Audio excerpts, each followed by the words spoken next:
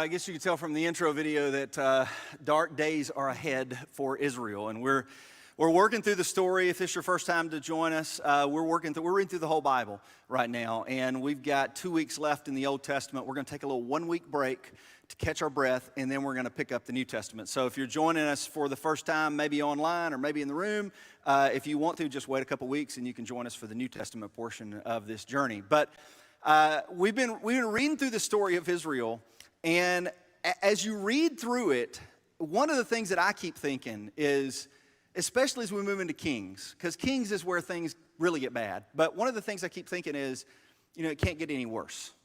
Like, it just can't get any worse for the people, because ever since they got out of Egypt, like ever since the Exodus, things have gone from bad to worse for the Israelites, because as soon as they get out of slavery, they are fussing and complaining. They want to go back to Egypt. They want to go back under the hand of Pharaoh. They are bowing down to false idols. They are bowing down to false gods. They are not obeying the decrees of God, not obeying the commandments of God. They sin. They do evil. They practice the same thing that the nations before them did. And the whole story is kind of about how bad Israel is and how patient and good and loving God is, because he just keeps delivering, he keeps rescuing, he keeps redeeming. But you read Israel's story, like through the wilderness wanderings, things got bad. Through the cycle of Judges, things got bad. And in the time of Kings, things really get bad. And you keep going like, it can't get any worse, right? I mean, this has got to be rock bottom right here. Like, it just can't get any worse than this. I mean, Rehoboam first, that was the king of the southern kingdom.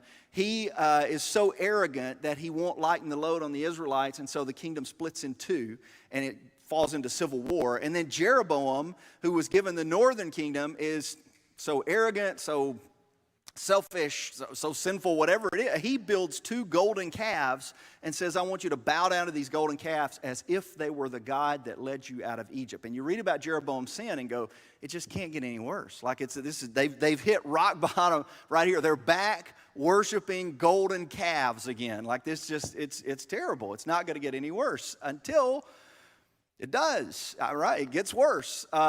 Israel, the northern kingdom, has 18 kings that follow Jeroboam, and not a single one of them is good.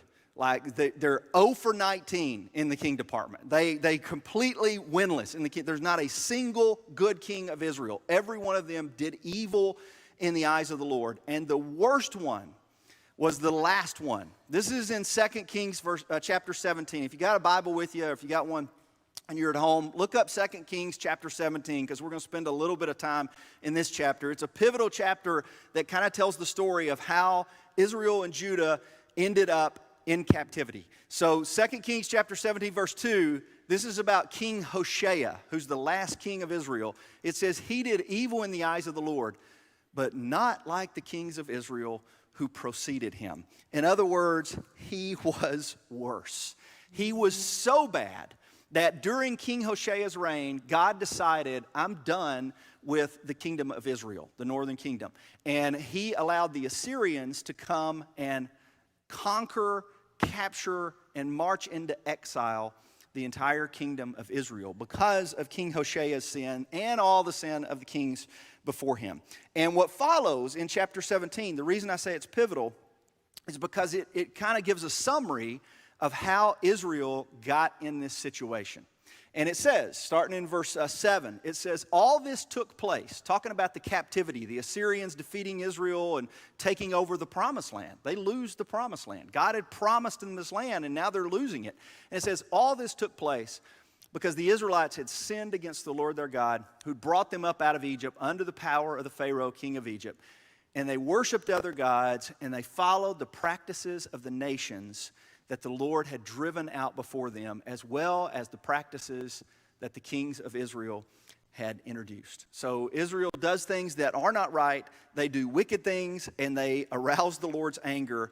And he had warned them, and he'd warned the people of Israel, do not follow after the practices of these other nations. Do not follow after the practices of these other gods. But they would not listen. Verse 14. They were as stiff-necked as their ancestors, who did not trust in the Lord their God. This is like this indictment of Israel that the author of 2 Kings is giving. They rejected the decrees and the covenant he had made with their ancestors and the statutes he had warned them to keep. They followed worthless idols, and they themselves became worthless. They imitated the nations around them, although the Lord had ordered them, do not do as they do. They forsook all the commands of the Lord thy God. They made for themselves 2 idols cast in the shape of calves and an Asherah pole. They bowed down to all the starry hosts. They worshiped Baal, who's a false god. They sacrificed their sons and daughters in the fire. Now stop right there just a minute.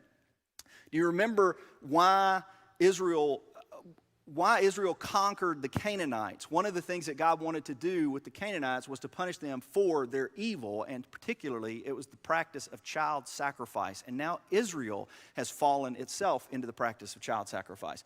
They practiced divination, they sought omens, they sold themselves to do evil in the eyes of the Lord, arousing his anger. So the Lord was very angry with Israel, and he removed them from his presence. Only the tribe of Judah was left. So the northern kingdom, God sends the northern kingdom into exile. And Judah is the only part of Israel that's still intact in the southern kingdom, and Jerusalem's in the southern kingdom as well. But the very next verse kind of foretells that Judah is not much better. Verse 19, even Judah did not keep the commands of the Lord their God. They followed the practices that Israel had introduced. So Judah does a little bit better in the king department. Israel's 0 for 19. Judah went 8 for 20. So they still have a losing record, but they had 8 good kings in the kingdom of Judah. And one of them follows immediately here. Like you got King Hoshea, and we lose the northern kingdom. King Hezekiah is the king of the southern kingdom at that time, and he's a good king. And he follows the decrees of God, and he trusts in God. And because of that, the Assyrians don't capture Judah, because King Hezekiah is a good king. But after Hezekiah, you got a king by the name of Manasseh. And this is of chapter 21. So skip ahead a few chapters to chapter 21. It says, Manasseh was 12 years old when he became king, and he reigned in Jerusalem 55 years. His mother's name was not important. And he did evil in the eyes of the Lord. I didn't learn how to pronounce that one. Following the detestable practices of the nations the Lord had driven out before the Israelites. Are you starting to get that that's important? Like you keep reading, the writer keeps referencing like they followed the detestable practices of the nations before them. In other words, they were following other gods. They weren't bowing down to their God anymore, or trusting in their God, or being faithful to their God. They're following other gods. And Manasseh is a terrible, terrible king. Chapter 21 gives all the sins of Manasseh. And I won't read them because they're exactly the same as the sins of Israel. But he worships false gods, Asherah poles, Baal.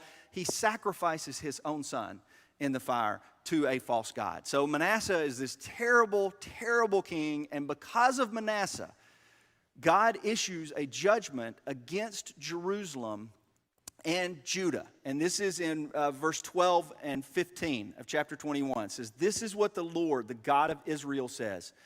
I'm going to bring such disaster on Jerusalem and Judah that the ears of everyone who hears it will tingle. I will stretch out over Jerusalem the measuring line used against Samaria. Samaria is the capital of Israel. So he's saying, you remember how Israel fell? Same thing's going to happen to Jerusalem. The plumb line used against the house of Ahab. And I will wipe out Jerusalem as one wipes a dish, wiping it and turning it upside down. I will forsake the remnant of my inheritance and give them into the hands of their enemies. Then they'll be looted and plundered by the enemies. They have done evil in my eyes, and they have aroused my anger from this day to the day their ancestors came out of Egypt. And so he prophesies that Jerusalem is going to fall. And this is like you read these passages and it's like, whew, man, God is upset with Israel. And you understand why he's upset with Israel. And you understand why he's upset with Judah. But it's still hard to read those and hear how God says, I'm going to drive you out of my presence. And I'm going to allow the Babylonians to come in and conquer you, which is exactly what's going to happen. There's some good kings that follow Manasseh. But generations after Manasseh, they just can't overcome his sin. His sin is so great that God allows a king by the King Nebuchadnezzar of the Babylonians to come in, conquer Jerusalem, destroy the temple, take away all the sacred items of the temple into Babylonian captivity, take away all the people of Judah into Babylonian captivity, so that by the end of 2 Kings, the northern kingdom is in exile and no longer in the promised land, and the southern kingdom is in exile and no longer in the promised land. And it's like, man, this story just keeps going from bad to worse. But God is faithful, and God keeps his promises. And even though Israel keeps sinning and Judah keeps sinning and they keep forsaking God and they're not trustful, and they don't trust God and they're not faithful, God continues to prove his faithfulness to them even in exile. And this is why we have the prophets. So everything I just described to you and everything we just looked at, this exile, is why the prophets rose up. The reason we have Isaiah, the reason we have Jeremiah, Ezekiel, Elisha, Elijah, all of these prophets came up to prophesy against Israel, to render judgments to them, to say, if you keep going down this path you're going, if you keep following other gods, if you keep worshiping false idols, if you keep doing this, you are going to lose your inheritance. And so they warn them, they judge them, they call them to repentance. And the last 17 books of the Old Testament are all prophecy. There's 17 books. So this is a pretty significant part of the Old Testament. And you're not going to read a whole lot of them in the story because the story follows the narrative. But there's major prophets and there's minor prophets. So the minor prophets just means that they wrote a shorter book. Not because they're less important, but they just wrote a shorter book than the major prophets. And you got Hosea and Amos and Zechariah and Daniel, and there's all of these prophets that are called to urge Israel to repent, but they are also called to give Israel a message of hope even as they go into exile. So some of my favorite verses, and some of your favorite verses, some of the ones we quote often, are from the prophets, because the prophets not only judge Israel, but they also provide a measure of hope, because God wants to remind that he is going to be faithful to his promises. So verses like, the steadfast love of the Lord never ceases. His mercies never come to an end. They are new every morning. Great is thy faithfulness. The Lord is my portion, says my soul. Therefore I will hope in him. And I love that verse. Every morning when you wake up, it's a fresh slate. The slate's been wiped clean when you wake up, because his mercies are new every morning. That's from the prophet Jeremiah. And Jeremiah issued some harsh judgments against Israel, but he also reminded them of hope.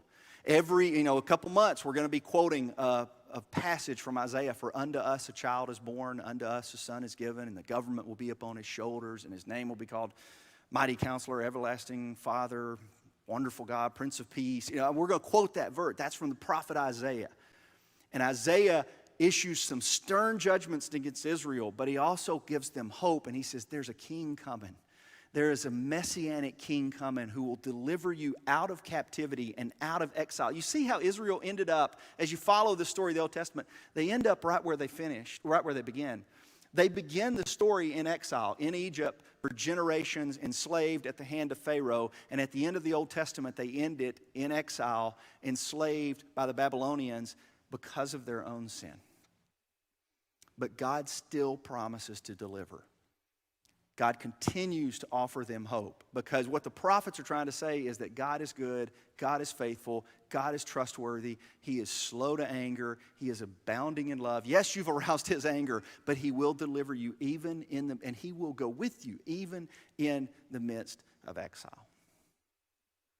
Now, time out real quick, and let me talk about something that I wanted to talk about for the last 3 weeks. Okay, so we're gonna set the story of Israel aside for just a minute and go over here and let's have a little commercial break about America. All right, and now you're gonna go, now what in the world is this about? I don't know what in the world you're talking about. Okay, hang on. You're gonna be very tempted as you read this week and you read about what happened in Kings and you read about what the prophets. You're gonna be very tempted to take Israel and put America in the place of Israel. And the reason we're going to be tempted to do that is because we're Americans. And as Americans, we've been taught from the very beginning of our country that we are a special country, that we are a called out people, that we are a chosen nation, that, we are, some people refer to America as the new Israel. We've been taught manifest destiny. God has this manifest destiny for the people of America. And so we take verses out of the Old Testament, and we like to apply those to America. For example, Jeremiah 29, verse 11, "For I know the plans I have for you, declares the Lord, plans to prosper you and not to harm you, plans to give you hope and a future." That's a beautiful verse. It's a promise to Israel, not America. Chronicles, if my people who are called by my name will humble themselves and pray and turn from their sin, then I will hear from heaven and forgive their sin, and I will heal their nation. Beautiful verse. That's a promise to the nation of Israel, not the nation of America. And I'm trying to, this is just a disclaimer here, okay? The disclaimer is that when you read the Old Covenant and we read about the Old Testament, there's a couple of things that are true about the Old Covenant. One is that it was a conditional covenant, and you're reading about how the conditional covenant worked. The conditional covenant was, Israel, here's the promises made to you at Mount Sinai. If you keep these commands, God will bless you. If you fail to keep these commands, God will punish you. So it is a conditional covenant. Number two, it was a specific covenant. It was given specifically to the nation of Israel. And number three, it was a temporary covenant.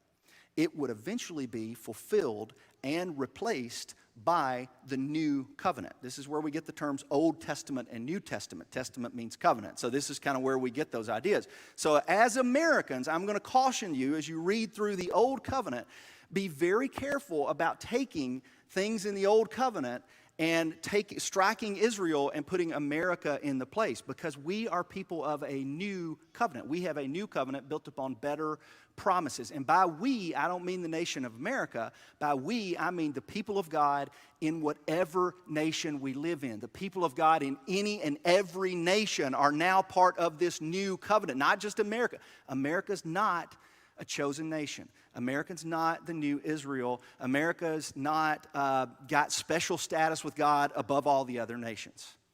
So be very careful when you read through the prophecies and the punishments upon the kings and all that to say, well, that's what's happening to America right now. America's being punished for her sin, and America's this and America's that. Just be really, really careful about that, because the commands of the Old Testament are not our commands, because their covenant is not our covenant. We are under a new covenant. Now, I cover all of that in a couple of messages that if you want to go back and listen to them, I did it right after Easter.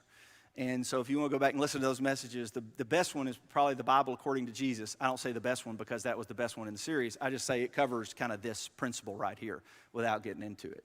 So, and you can go back and listen to that if you want to listen to that. But I just want to be really careful about transposing the commands and prophecies specific to the nation of Israel, transposing those upon America, because I think that's bad theology. Back to the story. Okay, so here's what happens. Israel goes, Judah, and I use Israel for Judah as well. Israel goes into exile. They go into captivity. And right at the beginning of exile, something happens. And it's recorded in the story of Daniel. There's two things that happen in the story of Daniel, but it's right at the beginning of exile. King Nebuchadnezzar, as he marches the Israelites out of Judah, says, I want you to find some members of the royal family to serve in my court. And he chooses 4 men from the royal family: Daniel, Hananiah, Mishael, and Azariah. Now, you're probably familiar with Daniel. You don't know the other guys because you know them by their Babylonian names: Shadrach, Meshach, and Abednego. Okay, so Shadrach, Meshach, and Abednego, along with Daniel, serve in the court of King Nebuchadnezzar. They still serve their God, but they serve in the court of King Nebuchadnezzar. And Nebuchadnezzar, kind of like Jeroboam, kind of like Hoshea, kind of like Manasseh, gets this idea that he wants to build a golden statue. And he builds a statue that is 90 feet high and 9 feet wide. And he commands everyone in his kingdom, which now includes the people of Judah and the people of Israel, he commands everyone in his kingdom that whenever I play the trumpets, whenever I play the music, I want you to bow down to the statue. Everybody will bow down. When you hear the music, bow down. Well, Shadrach and Meshach and Abednego refuse to do this because they serve Yahweh. They serve the Lord their God. And the Lord their God has told them, do not bow down to false idols and do not worship false gods. So they refuse the king's order. They stand in defiance of the king. When the king hears about it, he's furious. And so Nebuchadnezzar calls them before him, and he goes like, maybe you guys weren't listening. Maybe you didn't hear me. Let me explain what I said. What I said was, whenever the music plays, you guys are going to bow down to this golden statue. And this is what they said to him. And these are some powerful verses right here. Daniel chapter 3, verse 16. Shadrach, Meshach, and Abednego replied to him, King Nebuchadnezzar, we do not need to defend ourselves before you in this matter. They're talking to the most powerful man in the world. We do not need to defend ourselves before you in this matter. If we are thrown into the blazing furnace, the God we serve is able to deliver us from it, and he will deliver us from your majesty's hand. So you see faith.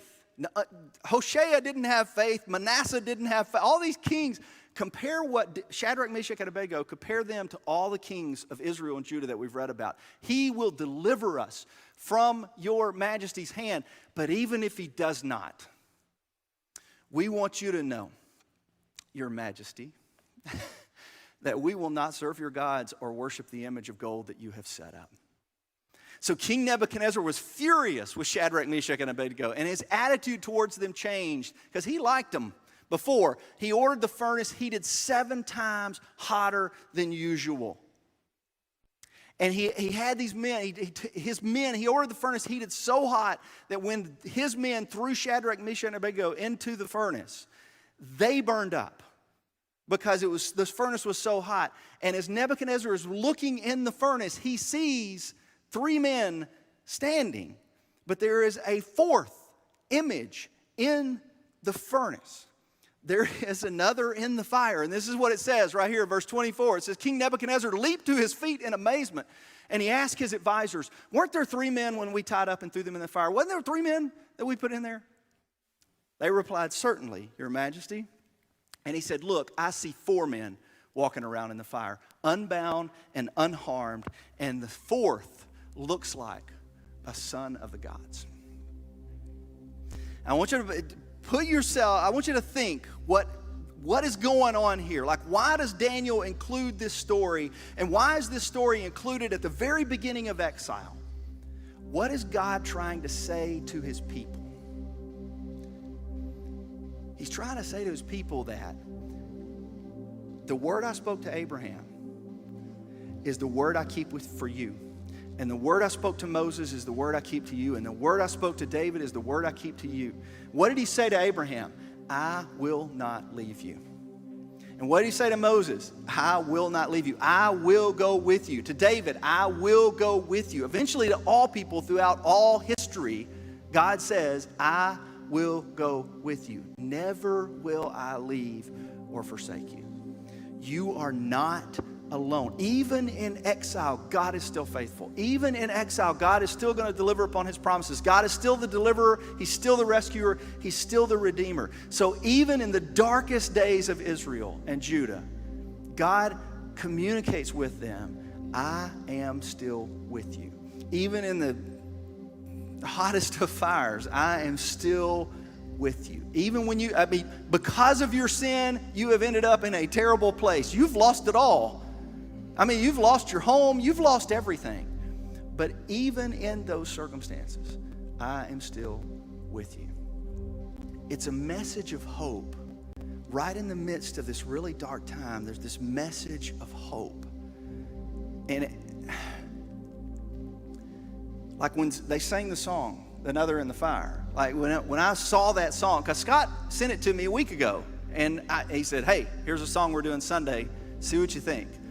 And I read it and I thought 2 things. A, wow, it's like Scott knew what I was going to preach this Sunday. It's like we've been planning this stuff out. And and I was so thankful that Scott and Tiffany are spending so much time thinking through what is our worship and who is it to and what are we talking about and how does it talk and play into what we're talking about as a church. And I'm thankful that they're doing that and spending so much time on that. But the second thing I thought was, wow, there is such deep imagery and symbolism in that song.